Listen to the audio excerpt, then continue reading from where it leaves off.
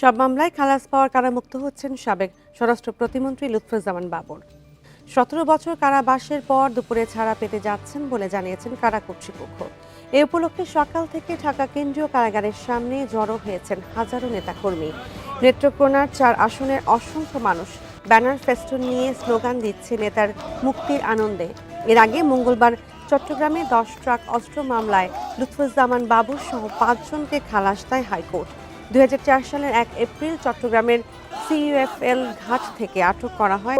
কেন্দ্রীয় কারাগারের সামনে থেকে বিশেষ করে তার নেত্রকোনার যে ৩টি উপজেলা রয়েছে সে উপজেলা থেকে কিন্তু হাজার হাজার মানুষ শত শত গাড়ি নিয়ে কিন্তু তারা উপস্থিত হয়েছে এবং তাদের একটি তারা কথা বলেছেন যে তাকে যে বিনা দোষে এতদিন কারাবাস করতে হলো, আজকে সেই কারাবাস থেকে সে স্বাভাবিক জীবনে সে আসছেন। সেই আনন্দে কিন্তু এখানে যে নেত্রকোনার যে ৩টি উপজেলা মদন মোহনগঞ্জ এবং কালিয়াচুরি সেই জায়গা থেকে কিন্তু তারা লোকজন এসেছেন এবং তারা বলেছেন যে লুৎফুজ্জামান বাবর তাদের শুধু নেতাই ছিলেন না, তাদের পরিবারের একটি অংশ ছিল।